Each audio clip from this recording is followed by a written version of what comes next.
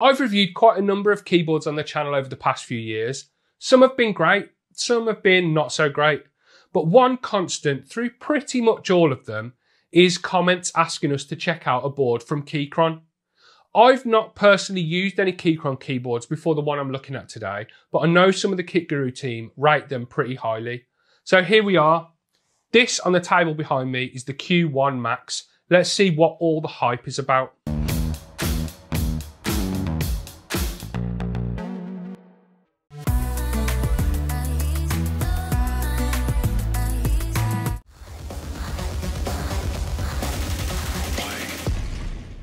Hi guys, I'm Matt and welcome to Kit Guru. So this is the KEYCHRON Q1 Max, a fully metal 75% wireless board, which at first impressions, when I got it out of the box, is built like a tank. I'll go through all of the details of the features throughout the video as usual, but as always, let's get the pricing on the table first of all. The Q1 Max is available both fully assembled and as a bare bones board, the latter meaning you'll need to add your own switches and keycaps. Both are available from KEYCHRON's website. The fully assembled board, available with 3 different switch options, will set you back 184 quid, while the bare bones model sees that price drop to 167 quid. That extra 17 quid bagging you both the double shot PBT keycaps and a full set of KEYCHRON switches is well worth it in my opinion. Starting with the design then, I have the carbon black model with KEYCHRON Jupiter banana switches here for review, but the Q1 Max also comes in a shell white finish, and you can opt for KEYCHRON Jupiter reds, which are linear, or tactile Jupiter browns alongside the tactile bananas that I've got in this keyboard. The Q1 Max in my opinion is a great looking board. The case is the best I've ever seen or felt on any keyboard that I've ever used. It's CNC machined from 6063 aluminium, or aluminum if you're American, which has then been anodized and sandblasted before being finished, in this case, with matte black paint. It's extremely well made and the quality is absolutely top tier. I can't find a single blemish or fault with the case on my model anywhere at all. The bottom of the case has that same quality and keeps things very simple design-wise.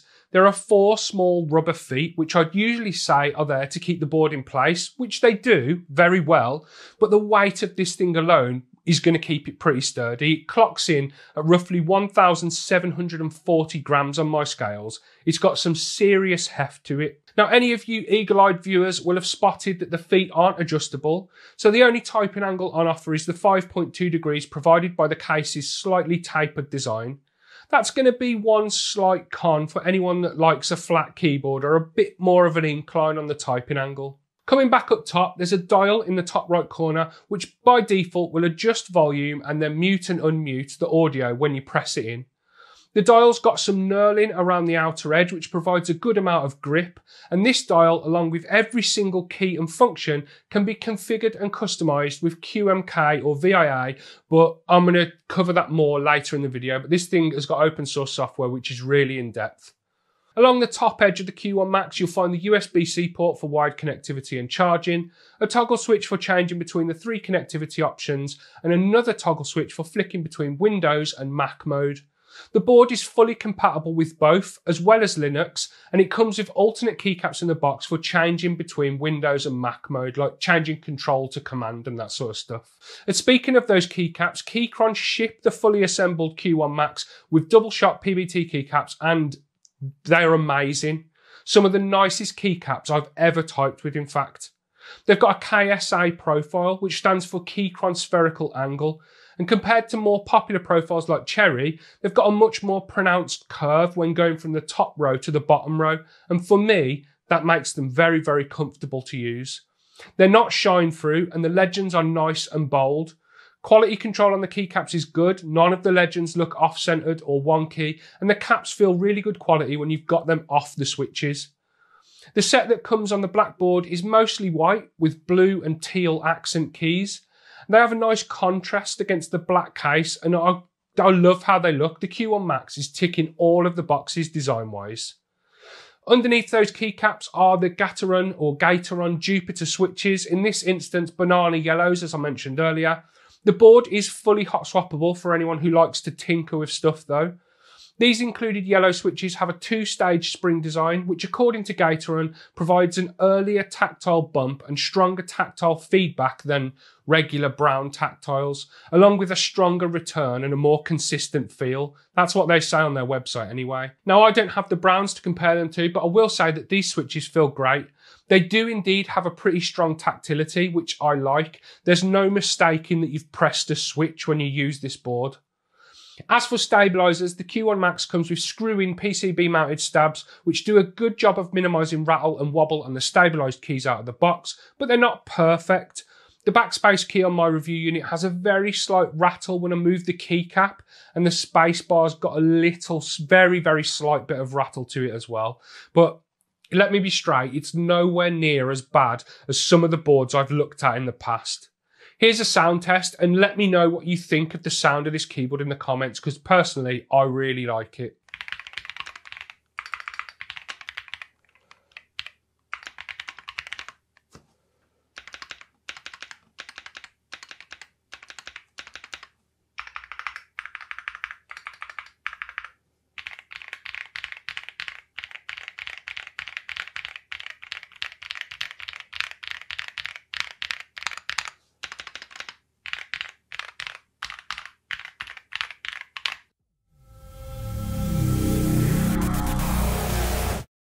The Q1 Max has RGB backlighting underneath all of the keys. The switches have south-facing LEDs, and each switch housing has a built-in diffuser to help distribute the light evenly. That's one of the key features of these Jupiter switches from KEYCHRON. The lighting effects can be customized in VIA or VIA with 22 different presets. There's some pretty cool looking modes in there, but as always, my favourite is this one that cycles from top to bottom. The south-facing LEDs leads to a bit of a difference in looks depending on which angle you look at the keyboard from. When sitting at a desk with the Q1 Max in front of you, the LEDs are almost visible. If you lean back, they are visible, which results in the lighting looking a bit more blocky. But if you look at the board from more of a top-down angle, then it turns into more of a glow, which I think looks better. So that's pretty much all there is to the outside of the Q1 Max, but cracking it open reveals some of what makes this board so nice to use. So here's a full teardown of the Q1 Max just to show you how in-depth KEYCHRON have gone with the amount of dampening material and the amount of layers of material that are inside this board. We start by removing the bottom case and disconnecting the battery, which shows the bottom case layer of acoustic foam, and then just above that, the bottom case layer of PET. Then it's just a case of disconnecting and removing the daughter board, which is just held in with 2 screws and a single connector.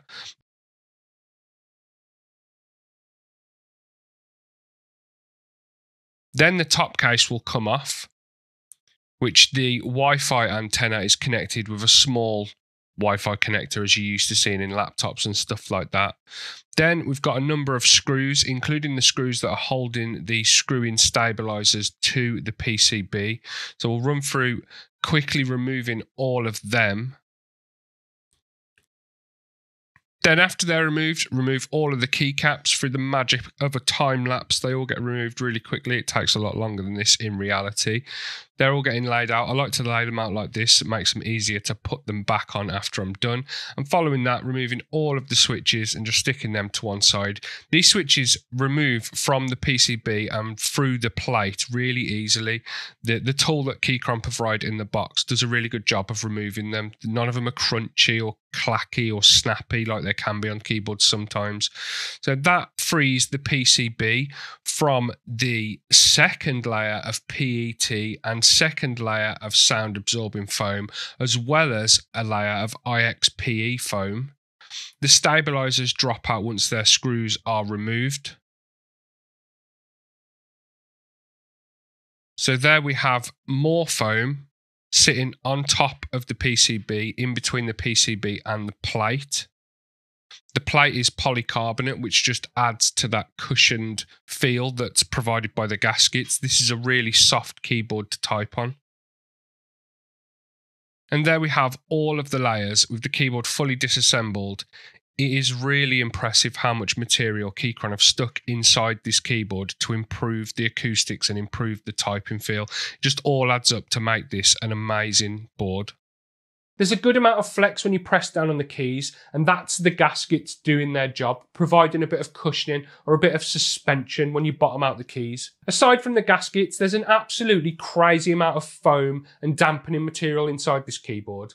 The plate is sandwiched between the gaskets, as I mentioned. Then underneath that, there's a layer of sound dampening foam, then some IXPE foam, then some PET foam, then you've got the PCB, then there's a layer of latex, followed by another layer of sound dampening foam, then finally some more PET foam before eventually getting to the battery and the bottom of the case, or the bottom half of the case. This thing is like a lasagna made of foam and latex. So everything I've mentioned in the review so far adds up to make this the nicest keyboard I've ever used. When I was writing this video, I initially had the words probably the nicest in that part, but I stopped to think and then I changed it. This is the nicest keyboard I've ever used. Typing on it feels fast and fluid. I can churn out text quicker than on any of the other keyboards that I've got or used. The keycaps feel great under the fingers, and the tactility of the switches provides a very, very satisfying experience.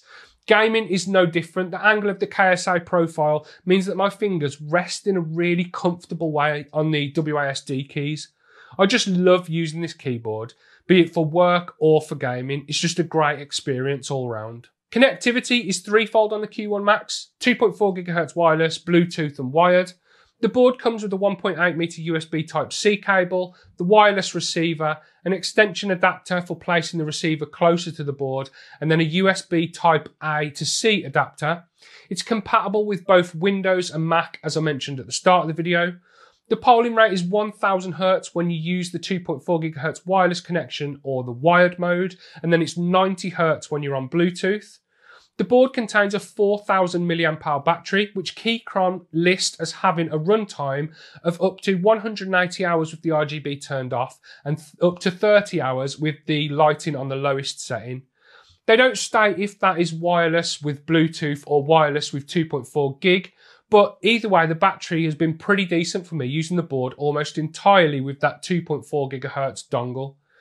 I've been running the lighting on full brightness and I've not had any moments where I've been shocked that the battery's run out, and I'm on my computer a lot and it's lasted easily long enough for my needs for work and for gaming. I've mentioned it a few times throughout the video now, but the Q1 Max is compatible with QMK and VIA or VIA.